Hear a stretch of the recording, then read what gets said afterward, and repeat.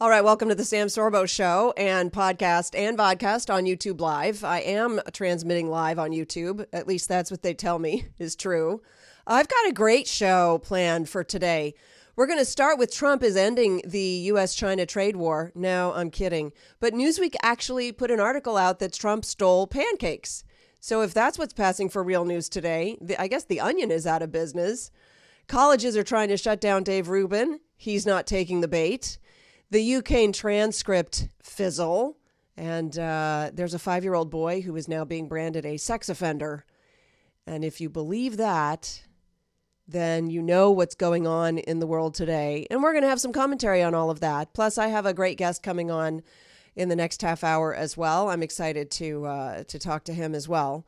And there's a lot more, but let's get started. Let's get started with this Ukraine thing. It's a fizzle. It's ridiculous. And I know that we discussed it a little bit yesterday, but I want to talk about the transcript because, a lot of people now have had a chance to review the transcript of the phone conversation that President Trump made to Zelensky, the new president of the Ukraine, about his party's victory in their parliament. And Trump, of course, spent first of all, he congratulated him and had all of those niceties. And once those were out of the way, Trump talked about stuff that was happening. And by the way, at no point did he ever threaten to withdraw troops or aid to the Ukraine. That never happened. He does ask for a favor, that Ukraine look into the 2016 election meddling. Well, I thought we all wanted to get to the bottom of that. He said this: I would like you to find out what happened with this whole situation in Ukraine. They say CrowdStrike. He was referring to the company that investigated the 2016 hack of the Democratic National Committee. He also disparaged, no surprise there, Robert Mueller. And he noted that they say a lot of this started with Ukraine. He's obviously still sore about the Hillary Clinton campaign digging up foreign dirt on him, but there's nothing wrong with asking a foreign head of state to investigate meddling in U.S. elections, their own meddling in U.S. elections. There's absolutely, do any investigation to verify that, because you're over there, we're over here. Maybe that's something that you can do. Zelensky. Only after that does Mr. Zelensky mention Trump's personal reporter, by the way, personal lawyer. And this is the editorial board of the Wall Street Journal, by the way. It's a great article up on there about this. He mentions Rudy Giuliani, who obviously has been publicly urging the Ukrainians to investigate Joe Biden and Hunter, his son's activities in the Ukraine. But Zelensky says he's hoping very much that the former mayor comes to Ukraine, and he promises that all investigations will be done openly and candidly. To which President Trump responds, good, because I heard you had a prosecutor who was very good and he was shut down, and that's really unfair. And then he praised Giuliani and added, there's a lot of talk about Biden's son, that Biden stopped the prosecution of corruption in Ukraine. Trump also says he intends to get Giuliani and William Barr to call, and he asks that Mr. Zelensky would work with them in their investigations. There's no quid pro quo. There's no sort of double dealing or shenanigans to any of this. It's all very straightforward down. And I'm not the only person who thinks this, by the way. But they're just taking it. The Nancy Pelosi comes out and says impeachment, and the Republicans seem to be like, oh, yeah, I guess that makes sense. I don't know. Maybe not. Like they're so nonchalant about it all, when in fact they could totally be turning the tables on them. Why did the White House release this transcript? I believe that the reason is because, one, there is absolutely nothing wrong with it. By the way, this was sort of the source of the whole whistleblower thing, which was supposed to be. So for ages, Adam Schiff has been out there saying that he has incontrovertible evidence that Trump stole the election. And he's been saying that on CNN and on MSNBC and everywhere that would have him on And I think that Trump has gotten, like, he's so fed up to hear with that he's decided that he's going on the offense. And so he's going to put the stuff out there that the Democrats are claiming is sort of this clandestine, undercover, backwater way of getting stuff done, and blaming Trump for that. And so Trump says, you know what, I'll just release the transcript. And then everybody can see what was in the phone conversation. And in that way, he's basically preventing them, in a sense, from making hay out of it, which, of course, is going to backfire a little bit because they don't care about the truth, and they will come out and say whatever they want about it, right? And so they'll make up stuff about it because they know no one's going to actually go read the transcript. Same thing with the Mueller report, right? There was nothing in the Mueller report. There was absolutely nothing in the Mueller report. You know how I know? Because no action was taken. There's been no action based on the Mueller report. And then there was all those shenanigans after the Mueller report when Mueller came out and reissued and wrote a letter and all of that stuff. I think this is Trump trolling the Democrats. Because it's brilliant, actually. Because in the phone call, he says the thing about Joe Biden and his son. And we already have the tape of Joe Biden saying, yeah, I strong-armed him by threatening him with the $1 billion aid package, or the $1 billion, what was it, a loan guarantee. So we already have Biden on record claiming that he did that. And yet the reason that they are now calling for the impeachment, or for an impeachment investigation, which is a nothing burger, which is zero, but they're, okay, we're going to have an impeachment investigation, which is what they've been doing for the past 2 years, 2.5 years. The idea that they're going to go through with that based on this phone call really begs the question, why are the Republicans not subpoenaing for information about Joe Biden, about Clinton, about her dealings with not just the Ukrainians, the Russians? Why aren't we seeing, and by the way, Biden and China, can we get into that? Keep in mind that all of this came to public attention because of a leak about a whistleblower complaint from the intelligence bureaucracy. The administration should bring an impeachment, because an impeachment hearing or an impeachment investigation means that they think that there is an impeachable offense. So this is their grounds. This is what they think would be an impeachable offense. Well, if this is an impeachable offense, then certainly what Joe Biden did warrants an immediate impeachment. The White House on Wednesday released the Office of Legal Counsel's legal opinion, because they looked into this, that the Inspector General was wrong because Mr. Trump is not a member of the intelligence community, and that a routine diplomatic call does not count as intelligence activity. So here's the thing. If the Democrats see this as their grist to pursue an impeachment, God bless them, have at it. But what bothers me is the Republican response.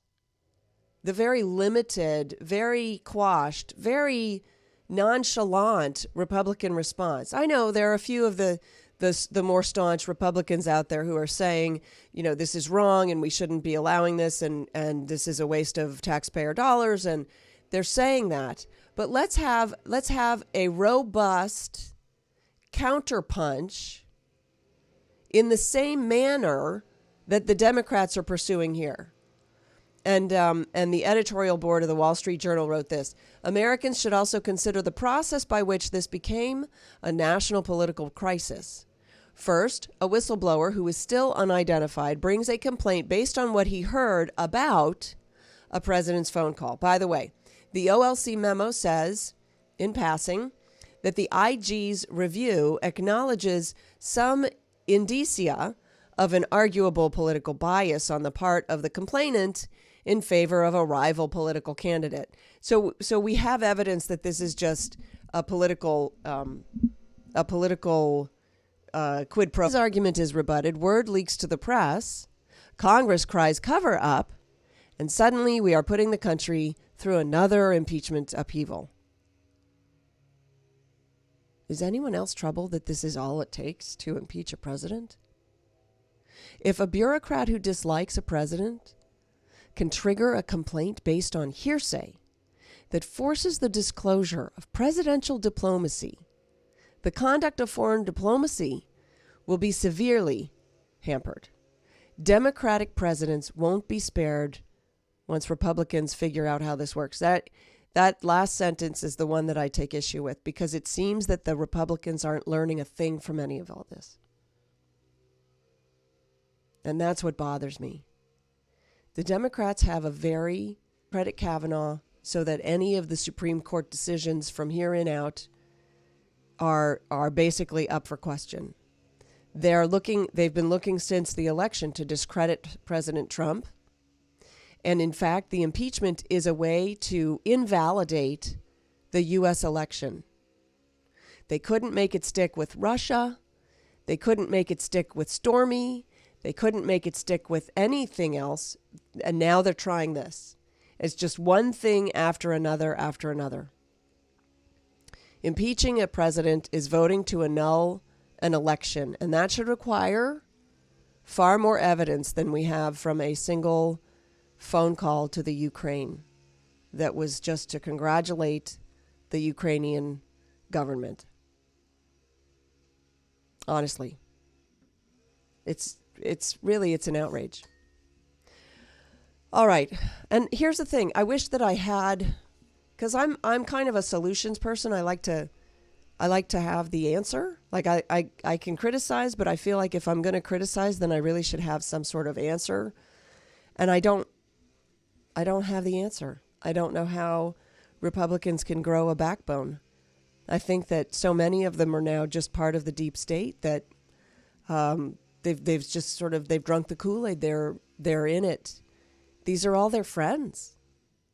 And yet the weird thing is they're not, and demonstrably so. The Democrats will turn on somebody like that on a dime. They'll just turn around and oh yeah, no, that's a bad guy.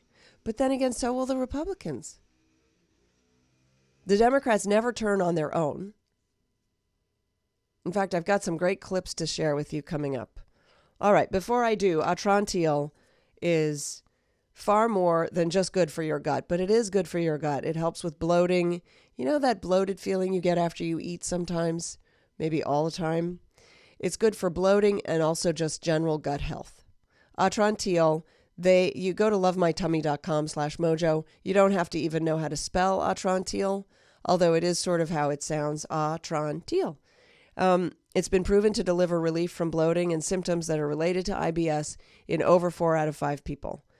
It's made from the most potent polyphenol blend, and it's developed by a certified gastroenterologist. It's 250 milligrams of polyphenols per capsule. Those are basically postbiotics. They're not probiotics. They're not antibiotics, certainly. They're postbiotics. They're really good for your gut, and they can help with your overall health. So go to lovemytummy.com/mojo. lovemytummy.com/mojo. You save $20 on 3 boxes. Your 3-month supply, save $20. It's under $100 total. lovemytummy.com/mojo, which is where you're listening to this show. This is mojo50.com. I also podcast on the Mike Gallagher website, mikeonline.com. Mike Gallagher and Salem Media have graciously offered to support my podcast. I really appreciate that. Go to mikeonline.com to catch all my archived shows. And then, of course, I'm now on YouTube Live and struggling just with all the tech stuff. We're getting through it. And I will get better, I promise. Also, coming up, Louisville is having their 9th annual film festival. Go to louisvillefilmfestival.org if you're in the area. Come on out and see Miracle in East Texas before it gets into theaters. Miracle in East Texas will be playing sometime between October 10th and 12th, which is when the Louisville 9th annual film festival happens. There's also the Happy Trails Film Festival, which is October 17 through 19 in Roanoke, Virginia. And the Scottsdale Film Festival in November. Go to scottsdalefilmfestival.com. Very excited that we got into there. There's also one in Waco that it's coming up a little bit later, so I'll start promoting that a little bit later. And thank you so much for supporting the show. If you want to send me a message, you can message me on YouTube. One of these days, I'll figure out how that works. There's also my website, samsorbo.com, and my Facebook page, the official Sam Sorbo Facebook page. Did you hear about these 500 scientists who have now written the UN that there is no climate emergency? Just as 16-year-old Swedish climate activist Greta Thunberg addressed the UN Climate Action Summit in New York, accusing world leaders of robbing her of her future. And boy, if you look at the video, if you hear the video of her, it's really, she's so angry. And why? Who made her that angry? I'm not that angry. I live in the same world she does. But here we have scientists begging the United Nations to keep hysteria from obscuring facts. They wish that climate science were less political. They'd like climate policies to be more scientific. This is a declaration that they've written. Scientists should openly address the uncertainties and exaggerations in their predictions of global warming, because as we know, historically, the predictions have been hysterical and none of them have come true. Zero.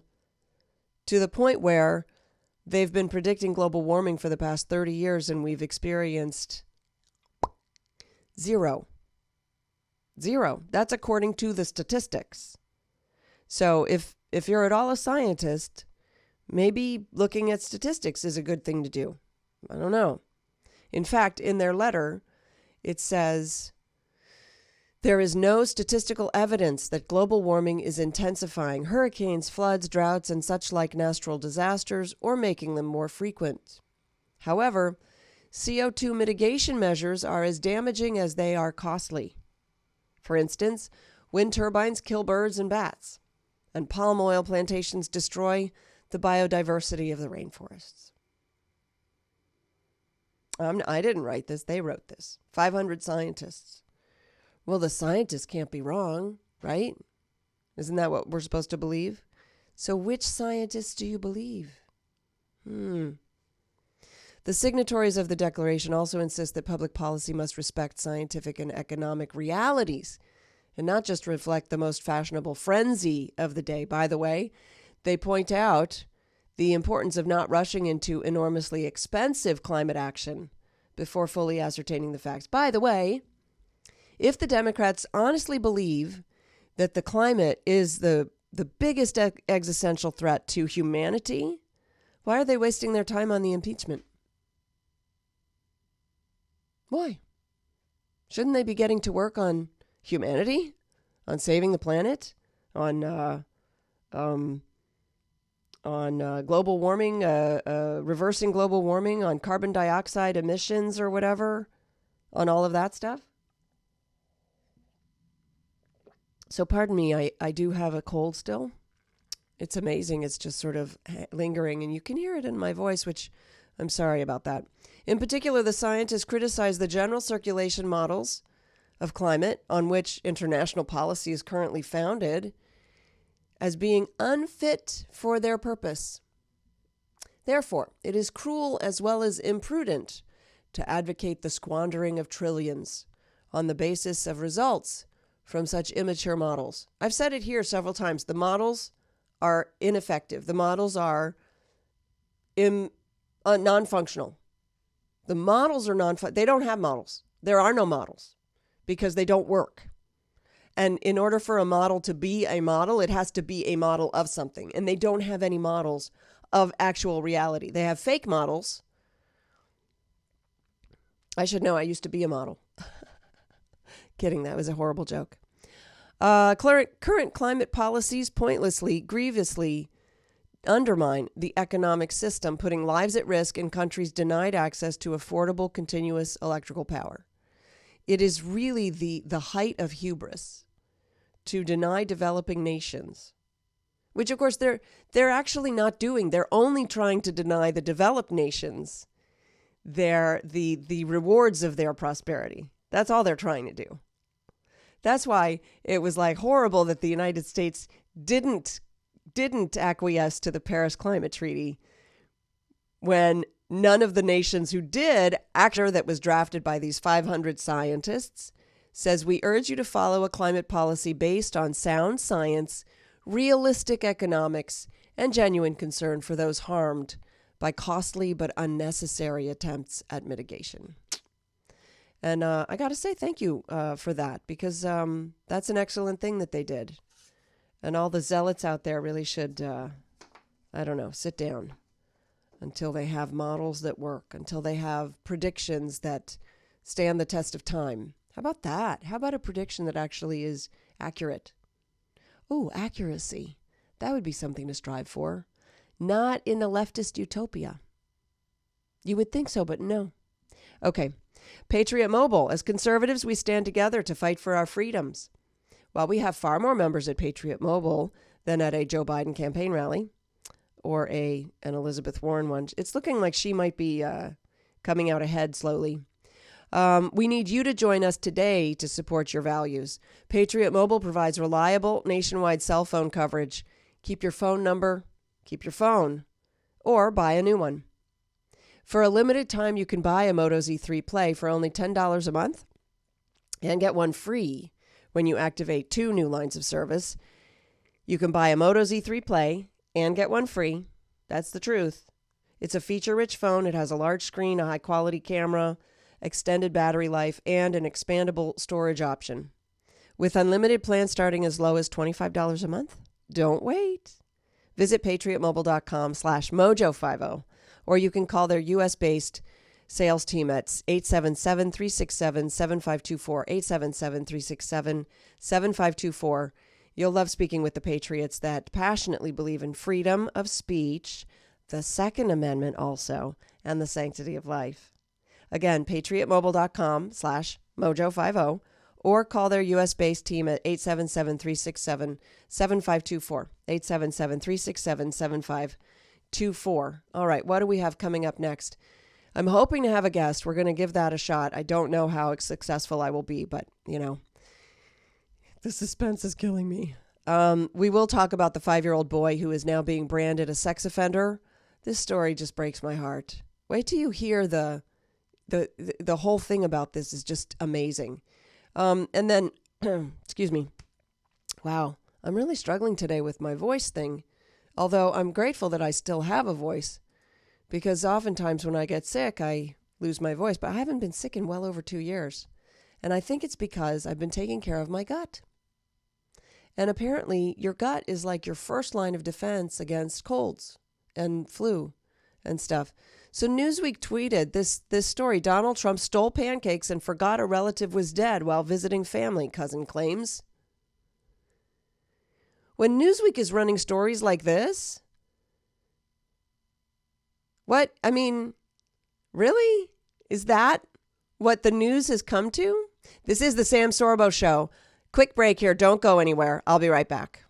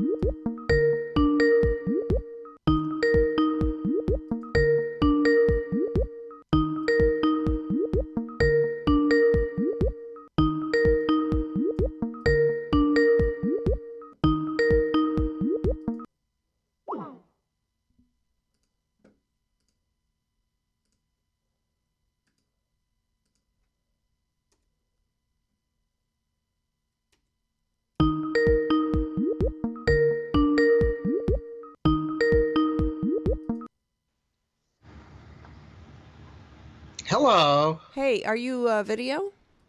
I think so. You can't see me? No, I can't see you. And we're about to go live. All right, let me shut this and try it again. Okay. Yep. Oh, it's not video. Let's try video. Is that better? You got to see me now. I see you. All right, we're back. I'm live with my guest, and I'm going to see if I can. There we are. I'm back, and I'm live with my guest, and we just managed to get this pulled out of our so-called whatever. Okay, John McLaughlin is joining me. He's worked professionally as a strategic consultant and pollster for over 30 years, internationally as well as in the United States. His political clients have included former presidential candidate Steve Forbes, Arnold Schwarzenegger, and Benjamin Netanyahu. It is a pleasure to speak with you today. Thanks for coming on the program. Thank you, Sam. I appreciate it. Thanks for the opportunity. Yeah, so you've done some polling now, and you've discovered that there's an enormous majority who believes that the Democrats should work with Donald Trump to solve the nation's problems rather than proceed with impeachment. Of course, now we have all this breaking news about impeachment. 66 to 29%. Is that true? Correct. Yes. We did this survey 2 weeks ago for the Trump campaign. And with the stories on impeachment breaking, the president, we tweeted out yesterday, and the president retweeted the numbers, where we simply asked Democrats in Congress should focus on working with the Republicans to solve the country's problems rather than moving forward with impeachment. And 66 to 29%, they said move forward, including a good number of the Democrats where they want to solve problems. 38% of the Democrats agreed with us.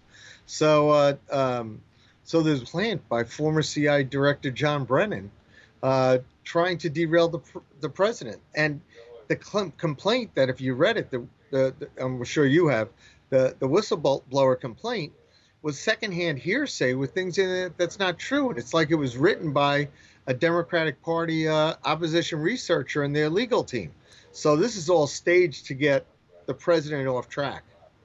Yeah, and I postulated earlier in the show today that the reason that the White House released the transcript is for two reasons. One, because there was nothing wrong with the call, but two, because the call actually said, hey, why don't you look into this Joe Biden and Hunter Biden thing? Because Biden actually said that he got away with something, and maybe that's something that we should investigate. So in a sense, I think Trump is almost trolling the Democrats by actually just putting it out there and saying, this is what you guys want to investigate? Okay, investigate this. I got your investigation right here. Well, really, you're right. And it's really a diversion by the Democrats. It's very like a Clinton-style kind of diversion where you're in trouble, so let's go at the accuser and try to create a diversion to get people away from this. And really what it's about is the president is succeeding because what he's done on the border has reduced illegal immigration. He's created 6 million new jobs. They're afraid that if the House ever votes on his new trade deal that's more fair for America with Mexico and Canada, it's going to pass. So he's getting all these accomplishments, and his job approval was rising. As of yesterday, Rasmussen released a poll, and they were one of the ones that were right. And guess what? Joe's in big trouble because Joe in 2018 was bragging how in 2016, as the sitting vice president, while his son was working for an oligarch in the Ukraine, he actually called the president of Ukraine and asked them to stop and fire the prosecutor that was looking at his son's client. So that, by the way, no major networks are playing that video where Biden talks about this and he says, guess what? I got the guy fired in like a couple hours. Right. They're not playing it. NBC, CBS, ABC. The weird thing is they played it originally. They talked about it at the time because I don't know. They had it in for Biden for a brief moment. And so they talked about it.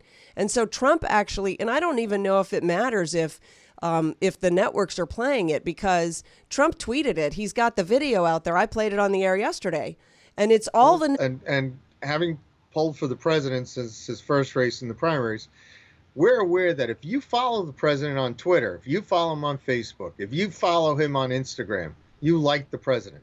But there's only about a quarter to 3 in 10 voters that actually do that on a regular basis.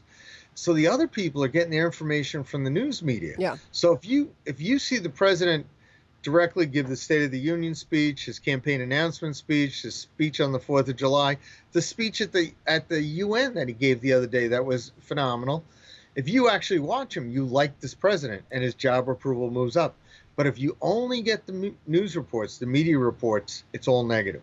And this president, Brent Bozella, runs the Media Research Center, a nonpartisan group. This president is the first president to ever have over 90% negative coverage. So this is just a diversion to protect their hero Biden because they thought Biden could beat Trump. And the rest of us didn't think that. And really, Biden's collapsing. You got Elizabeth Warren coming up, and you got Bernie Sanders holding some vote. So the mainstream media, which is really liberal and biased and unfair to the president, and their allies in the Democrat Party who are on the Hill, like Nancy Pelosi, Adam Schiff, they're all panicking because Trump's gaining and going ahead, and they're doing their best to stop him with this diversion. Do you think that there's anybody in the Democrat field right now who could beat him? No, he can beat any one of them. And the difference is it's really up to the president. The president's had a great record of success, and he, that record as it becomes known, where he's made America stronger, more prosperous, the economy's grown while the rest of the world is stagnated.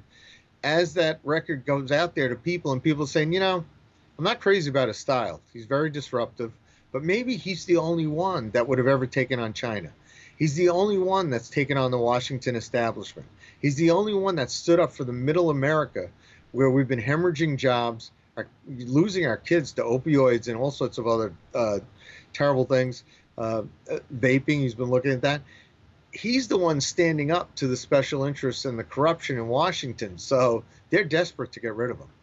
So let me ask you this. When he starts campaigning and he puts together an ad about Biden, I don't think Biden's going to be able to, look, stranger things have happened, but the way that Biden stands right now, I'd be surprised to see him as the front runner for much longer. Right. But assuming that he somehow gets the Democrat nomination, right. Trump puts together an ad like that's already out there. Basically, he just runs that again. Will he be able to purchase airtime on the networks?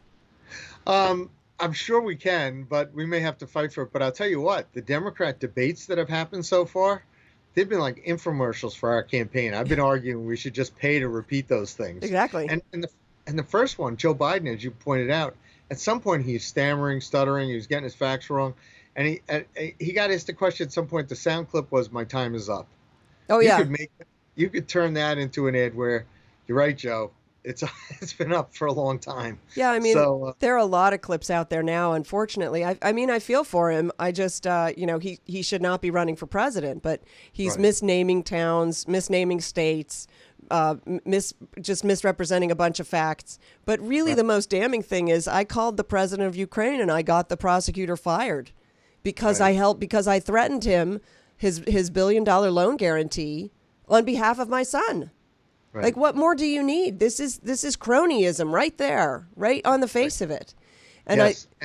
Go ahead. And I know people that know him, and I know when he started running, they were telling the vice president, "Don't do this. You're making money. You're doing things that you don't have to do this. And if you do this, you'll be in trouble because of the track record that Hunter's built up in his business where the vice president helped him." And I didn't want this to break so early, but that's just my opinion. I'm not, one doing this. The media is doing it. It was out there a little bit, and now they're panicked because it's really getting out there, and they thought he was going to definitely beat Trump, and he's not. That's the impeachment play that they're making. So they're going the impeachment route in order to distract us from the Biden issue. But here's the great thing is the Trump card, so to speak, forgive the language, is still in Trump's pocket, and that's China and Biden. Yes, that is there, and that's a sensitive card right now because the president and his administration are in very sensitive negotiations with China right now, where they thought they had a deal in the spring, and they thought President Xi was in control, and the deal came back, whatever the memo of understanding was, came back missing pages, meaning that a lot of the sticking points on intellectual property and the United States being able to protect our technology and our companies from China stealing our technology and our company's knowledge to do business in China. That's been a sticking point that whether it's the Chinese military or whether it's Chinese business interests, somebody's trying to hold out in China, and they're risking the well-being of their economy because their economy has really plummeted since this started. So they really need to, hopefully the talks that are coming up in October, hopefully those talks go well for both countries and we reach an agreement like we did with Canada, like we did with Mexico, and then hopefully the Democrats pass it rather than stalling. Well, we just reached a limited agreement with Japan. I have no doubt that we'll find some common ground with China, but that's not actually what I was referring to. But in fact, this is just the precursor. This is the appetizer for the entree, right? Right, and what you're right about is it's been out there, but the media has ignored it because they want Biden to succeed. They don't like the president. It's so obvious. The majority of Americans know that the media is biased against us, and it's been out there that the vice president took his son over there. I think they were on Air Force Two, and his son went over during one of the vice president's official trips, and all of a sudden he got $1 billion in his equity fund or whatever that he was working for. So, you wonder what kind of quid pro quo was there. Well, I don't wonder. Maybe some people wonder. Yeah, you should probably know. I mean, let's be honest. Who's really wondering if there was some sort of quid pro quo? Who is Hunter Biden? Where did he come from? What has he done? Yeah. And he was the son of... We live in a country where you can work to achieve your greatest aspirations. But we also live in a country where apparently there are people who are willing to take advantage of the system to give gifts based on relationships. And that's dangerous, especially when it's in politics. Yep. And the real disappointment is for the people in the heartland of America that Donald Trump's fighting for. Yeah. During the 8 years of President Obama's administration, we were losing jobs to China. Yeah. And you wonder, while those favors were going on, you've got a president who said, I can't wave a magic wand to bring those jobs back. And they were letting jobs, in the heartland of America. We're shutting down factories, we're losing manufacturing jobs, and they're going to China. And that administration says, you got to get used to the new normal. You're going to lose your job. You got to adapt to something else. And now we find out it's not true. President Trump has brought back manufacturing. Exactly. And President Trump is standing up to China to make trade fair. Yeah. So that we can protect our American businesses and industries. The other thing that doesn't get said that really ought to be said is that we spent $1 billion on the Obamacare website, and we farmed it out to a Canadian company. Right. So he didn't even want to build the Obamacare website in the United States. He actually spent money in Canada instead. Right. So obviously, his legacy was he didn't believe in the United States of America. Now we have a president who does. He was a globalist. And when the president gave the speech at the UN a couple days ago, where he made it clear that his policies were to put America first before the global interests that have been draining our country. Right. And being very unfair to our country and workers, that was the big change from the Obama administration. Yeah. But also, what I loved about that speech is he encouraged those countries to also be proud of themselves and to put themselves first within their borders, and that it was actually very encouraging. The other thing is he stood up for life, which is I think he's the most pro-life president that we've seen. Certainly in my lifetime, just an incredible figure for the pro-life movement. So God bless him for that. Hey, John McLaughlin, thank you so much for joining us. Do you have any last words? Where can people find your stuff? Thank you very much, Sam. You can go to McLaughlinOnline.com, and we have a website where not the Trump campaign polls that we do, but we do a monthly survey that we put up on our own. And the last one we put up was on September 11th. And I've noticed other surveys that have a similar methodology, like Rasmussen has the president improving, going over 50% on his job approval. Though today it was at 49. We had him at 47, 46 the last couple months. So we're trying to make sure he gets over 50% and holds it and gets the vote. So great. Thanks so much for everything that you do. Well, thank you for the opportunity. Thank you. You get the truth out there. Thanks. All right. So that was great. That was a first. So I'm using Skype instead of FaceTime. I hope that worked for everybody. I'd love your messages on that. What an interesting individual. I'm glad that John could join me. KBMD makes CBD oils, and they are offered at a discount on our website, mojo50.com/shop. If you've never tried CBD oils, but you do suffer from sleeping problems or aches and pains or seizures or inflammation, I highly recommend CBD oils. I've been using it for a while. It really helps just to keep you asleep. It helps you fall asleep and stay asleep. I've heard that it's great for aches and pains and seizures and inflammation. We're getting great responses from people online. Go to mojo50.com. So cannabinoid. What did I? Cannabinoid. My bad. Go to mojo50.com/shop.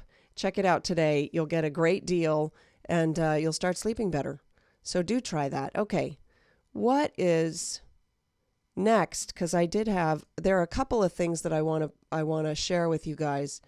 Rashida Tlaib is on an e-cigarettes or a vaping panel trying to do research, and she is faced with somebody who disagrees with her position. And this is a very bizarre exchange. So Vicky Porter is a conservative vaping advocate who actually used vaping to quit smoking. But Rashida is not happy that she's there. And Rashida is all about imposing regulations because that's her mindset. Her mindset is, how can I control people? So I want to play you this because it's such an odd exchange. Listen.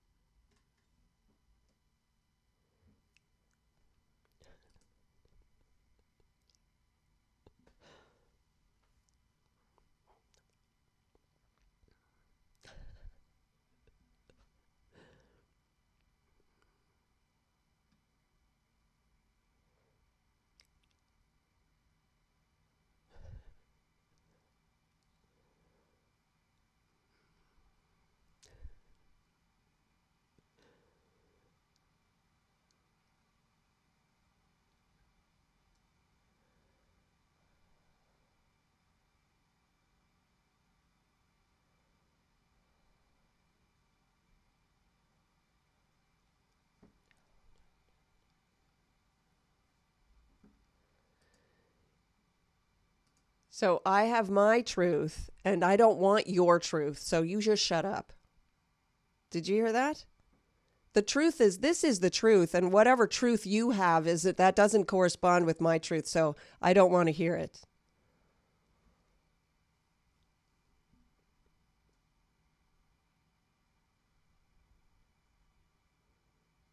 All right. Are you a conspiracy theorist? No, because I saw you wink at somebody. So I think there must be like a conspiracy going on, and that would make you a conspiracy theorist. No, Rashida, it would make you the conspiracy theorist. Did you catch that? Isn't that funny? I don't know. I found that very funny. Okay, this is Elizabeth Warren. She's being asked, and frankly, she appears uncharacteristically flustered. She's asked if her ethics plan would allow her vice president's son to serve on the board of a foreign country. All right, so hold on. I got to get this lined up. Here we go.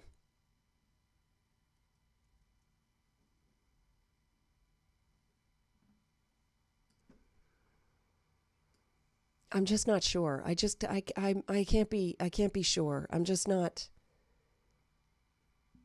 Really?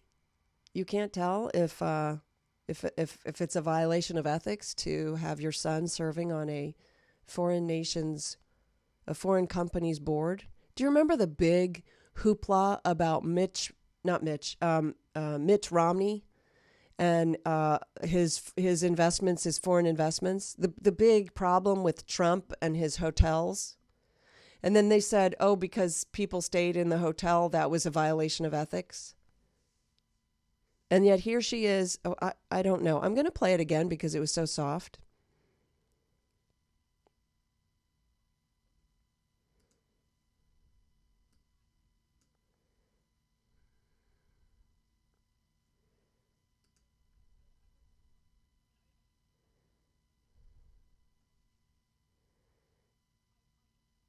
She doesn't know what her ethics are. That's what that means. She doesn't know what the ethics plan that she has would say about that. So she doesn't know what her ethics are. Because in theory, your ethics plan should reflect your ethics, right? Isn't that, your ethics plan really should be the reflection of your ethics. But no, because if you're a Democratic candidate, your ethics plan is a reflection of what your voters want it to be. How to appease the majority of the voters so that you get the votes, I guess. All right, this happened on the 5. It completely imploded when Juan Williams basically blames his co-hosts for just repeating White House talking points. Listen to this.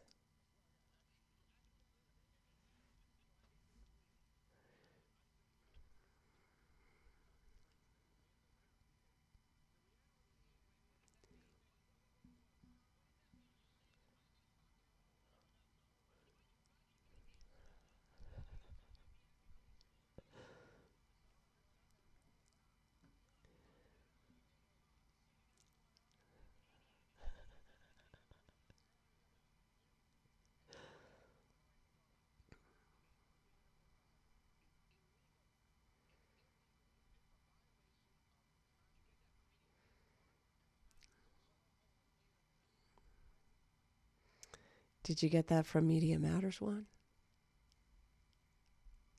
That was funny. I thought that was funny. All right. Let's see if I can get to this. Well, let's talk about this little boy, this 5-year-old little boy in Tennessee. He's been publicly identified only by his first name, Nathan. He was punished by East Ridge Elementary for being overly affectionate. He's 5 years old. The school even filed a report with the state. The school claims that he was overstepping boundaries. His family argues, well, he's autistic. That makes it difficult for him to understand social cues.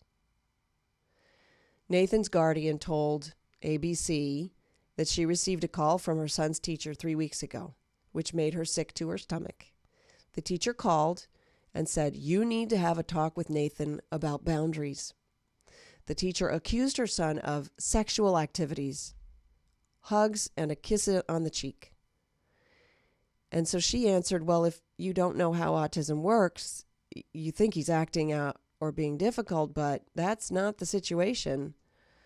Nathan's grandmother posted about the situation on Facebook, saying the school will not even listen to the child's doctor, who says that his actions were innocent.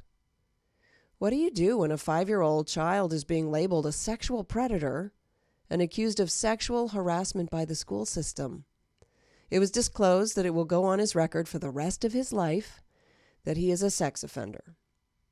This child is autistic. He comprehends and functions very differently than your typical 5-year-old. So what do you do? Who do you turn to for help when the school will not even listen to the child's doctor? When he explains the child's difficulties in his comprehension of the simple things like boundaries. If anyone can offer advice or help, please do. Please feel free to comment or it to the education of your child.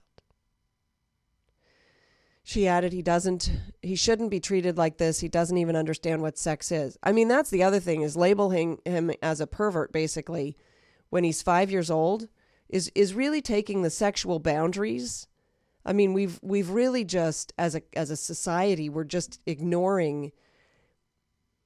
So then, is it appropriate? Because if we are labeling 5-year-olds as sexual beings, is it then appropriate for an adult to engage in sexual activity with a 5-year-old and say that they were very interested and that it was their choice?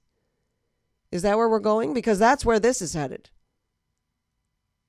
If they can label this 5-year-old as being a sexual predator or a sex offender, well, then we are basically saying that 5-year-olds are A, sexual beings, and B, absolutely in control of what they do and say.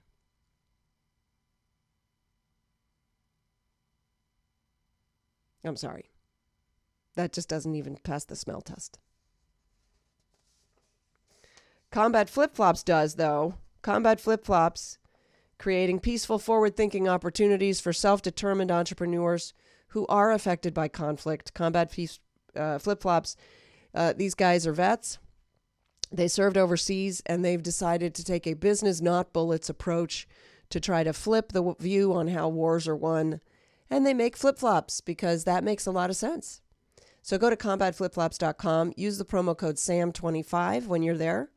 Save 25% off of your first pair, probably your whole order. So buy a pair for someone else that you care about, or even someone you don't care about. Just buy them a pair of flip-flops. Go to combatflipflops.com.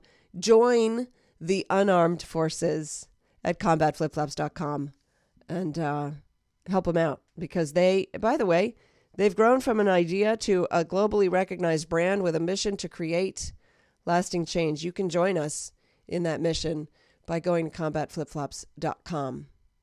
All right, let's see. Oh, there was one other thing that I wanted to share with you guys, and I think I just have enough time to go find it. Adam Schiff. No, I can't do Adam Schiff. Mark Lutchman tweeted, I'm calling for Trump to write a voter ID executive order before the next election. Liberals are saying that voter ID laws are racist. I say the thought that black people aren't integrated enough into society to have IDs is the most racist thing I've ever heard. That's Mark Lutchman up on Twitter. I love that because it's true. To call voter ID laws racist because they would ask everybody to have a voter ID. To say that's racist because black people can't get voter IDs is so racist. It's so racist. Okay, let's see. No, I'm not going to do that. Okay, sorry. I got a little lost here. We covered the 500 science, so you can share that news program. The news piece that 500 scientists have now written in the UN that there's no climate emergency with your family and friends. Signed by 500 scientists. There is no climate emergency, so rest easy. Take it easy. We're all going to be just fine. This is the Sam Sorbo Show on mojo50.com, miconline.com, and now YouTube. Thanks for listening.